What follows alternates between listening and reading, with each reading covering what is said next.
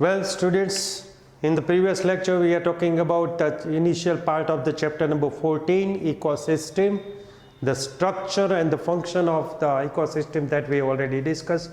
Now, in this lecture we will go through the productivity. What exactly the meaning of productivity is, right? The definition is given over here, and that is the total production of organic matter per unit area over a given period of time is called a productivity. You see, we have to talking about a particular area, unit area, how much organic matter is produced in a given period of time, suppose particular in a month or particular in a year, we can say that is called what? It's a productivity of that particular area.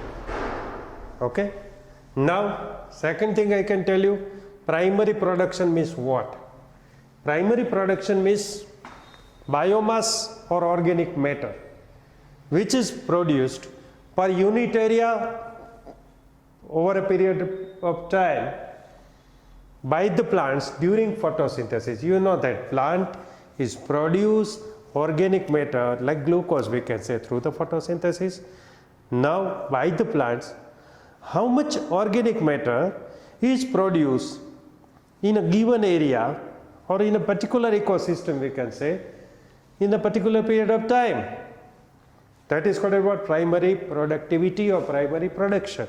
Okay.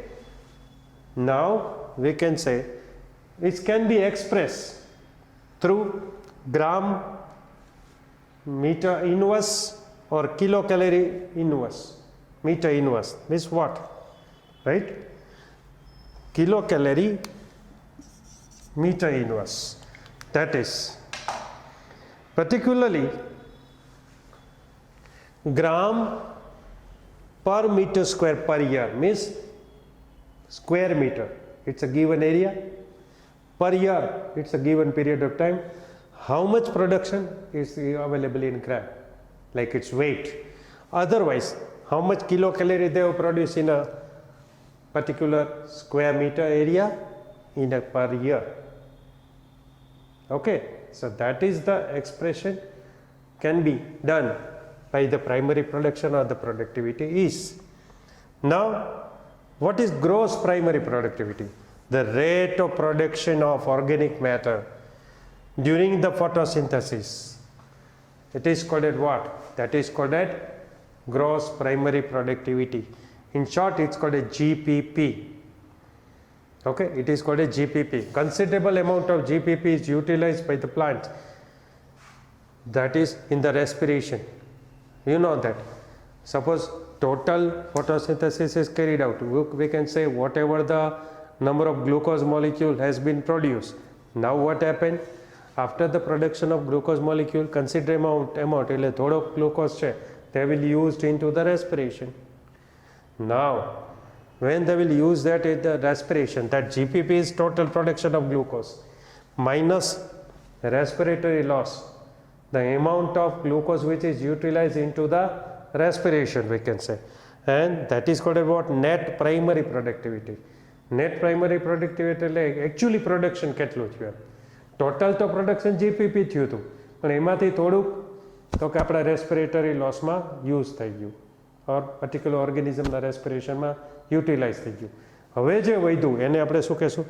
Actual, એટલે કે net primary production કહેવાય. That is why GPP minus R means respiratory loss is equal to NPP, it is net primary productivity. Okay.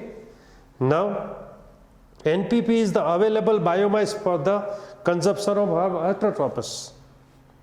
You see, whatever the biomass or the organic matter which is stored into the plants, okay, that is the NPP, we can say, and which is consumed by heterotrophs, whether they are herbivorous or whether they are carnivorous. Okay. Then after, secondary productivity is what? That is the primary productivity. Now secondary productivity is the rate of formation of new organic matter by the consumer. That means what? Suppose plants છે એની અંદર જેટલી organic matter stored હતી, હવે એમાંથી જેટલું consume secondary productive એટલે જેટલું consumer કરે, કન્ઝ્યુમર મીન્સ હર્બીવોરસ ઓર કાર્નિવોરસ, ખાસ કરીને હર્બીવોરસ કેટલું ખાય છે. સપોઝ એ હોય એટલા બધા પ્લાન્ટ ખતમ નથી કરી નાખતું, એમાંથી થોડાક જ પ્લાન્ટ લે કે નહીં, right. And in that case, whatever that organic matter which is taken by this consumer, or we can say herbivorous, out of them some of the amount will be utilized in the respiration, remaining will be stored into it, and that is secondary productivity. ખ્યાલ આવ્યો? That is secondary productivity. કે જેટલો એણે organic matter લીધો હતો પ્લાન્ટ્સમાંથી, એમાંથી કન્ઝ્યુમરમાં એટલે કે હર્બીવોરસમાં કેટલો સ્ટોર થયો, એને આપણે શું કહેશું? Secondary productivity. ખ્યાલ આવ્યો? નાઉ we can say primary productivity is based on the plant species which is available in a particular area. Suppose હું તમને એનું એક્ઝામ્પલ આપું કે ફોરેસ્ટ હોય તો એમાં પ્લાન્ટ્સ મેક્સિમમ હોય, so the primary productivity is maximum. પછી ગ્રાસલેન્ડ હોય તો ગ્રાસલેન્ડમાં એઝ કમ્પેર ટુ ફોરેસ્ટ થોડી લોઅર હોય, મીડિયમ હોય એની productivity. But in desert number of plant is very much less or rare, we can say. In that case their productivity is very much less in the amount. Okay, then after we can say, even in the textbook it is not given. Suppose if we are talking about in aquatic habitat is concerned, aquatic habitat, the availability of the sunlight is depends upon their productivity. કે કેટલી light એના એમ કહેવાય કે bottom સુધી પહોંચે છે, એ પ્રમાણે આપણને એની અંદર according to that the plant species will be available in it. Otherwise the productivity can be vary according to that aquatic habitat is concerned. Okay, then after we can say particularly in different ecosystem their productivity is different. That we already talking about, that forest, desert, etc., grassland. Okay, now you know that as far as total biosphere is concerned, is on the total earth, we can say their primary productivity is somewhere around 170 billion ton.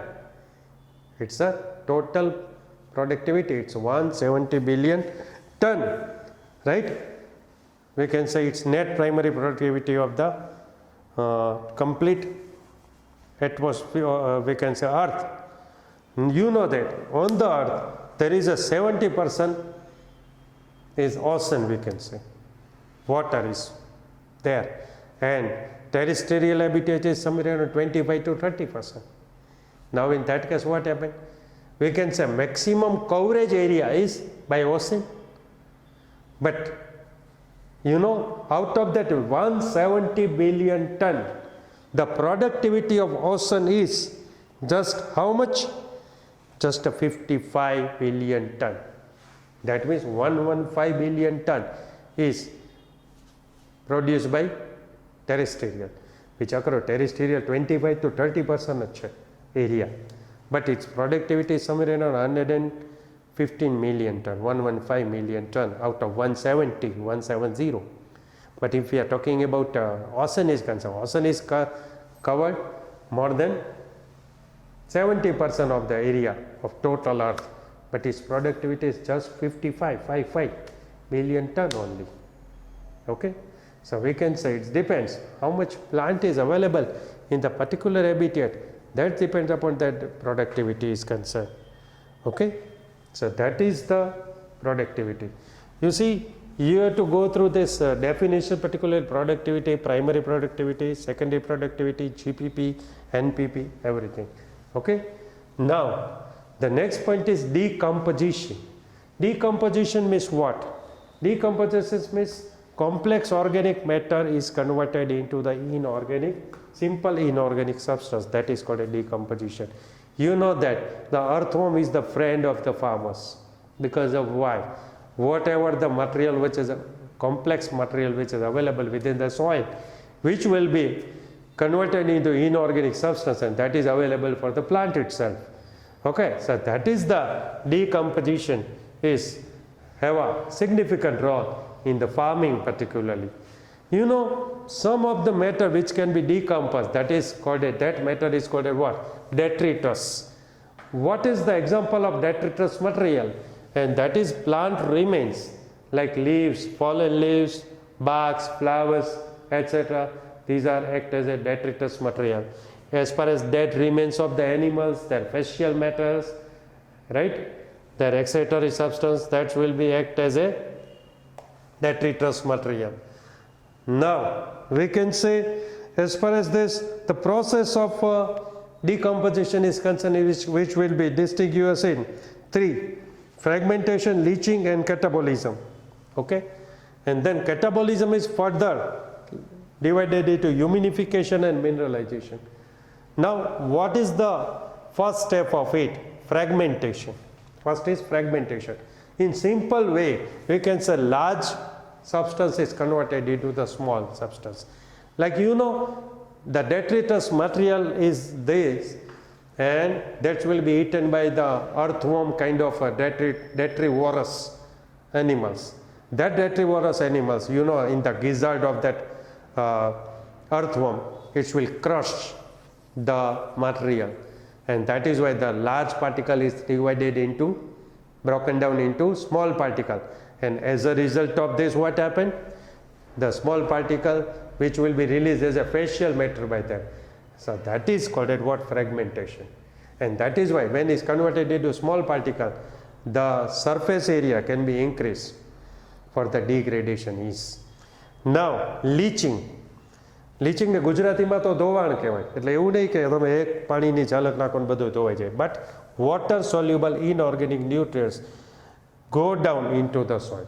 એટલે જે water soluble substance હોય ને એનું સોઇલમાં ઊંડે સુધી અંદર તરફ એમ કહેવાય કે એ ન્યુટ્રિયન્ટ્સ છે that's will be move toward the soil. જમીનમાં ઊંડે ઉતરે છે એવું આપણી સિમ્પલ લેંગ્વેજમાં કહી શકાય, right? That is called A leaching. તમે જોજો વોટર અને વોટર સોલ્યુબલ સબસ્ટન્સ હોય એ ડીપ સોઇલ તરફ જાય કે નહીં, that is called A leaching. Now third one is catabolism. C, catabolism is carried out by the enzyme which is produced by bacteria and fungi. They are the decomposers, Now what happened? In the catabolism, complex organic matter is converted into simple organic form. Like polysaccharide is converted into monosaccharide, I can tell you. That is called a huminification. And whatever the simple organic matter is concerned, that is called a humus. Humus, આપણે જેને ખાતર કહીએ એવું. And then that humus or simple organic matter is now converted into the simple inorganic matter, and that is called a mineralization. Okay, that suppose માની લ્યો કે facial matter છે, છાણ પોદળા છે some animals, right? In that case what happened? After few days it will convert it into the black powder like structure, and that is called a humus. That is huminification. And after again few days there is no remains is available because of it's converted into simple inorganic form, and it is merged with the soil. So that is huminification, and mineralization is the two step of it. Now that rate of decomposition is depends upon the detritus material chemical structure. Suppose detritus material chemical structure is concerned, if it is we can say carbohydrate base like lignin and chitin, etc., the decomposition is not very much fast. But if it is nitrogenous organic matter is concerned, the decomposition is very much rapid. So it depends upon which kind of complex organic matter is involved in it. And second thing, environmental factor. You see, humid and the warm temperature will increase the rate of decomposition, whereas in the cold and dry temperature the rate of decomposition can be decreased. Okay, so that is the main difference between this we can say atmosphere factor which is involved into the decomposition process. Okay, so that is the completion of the decomposition. Okay, and even availability of the oxygen is also one of the factor, because in the presence of oxygen the rate of decomposition will be increased. But if we are talking about absence of oxygen, means in anaerobic condition, that will be the rate of decomposition will be decreased. Okay, તો આજના લેક્ચરમાં આપણે productivity and the decomposition બંને points જોયા. Okay, now in next lecture we will go through the energy flow and the next concept. Okay.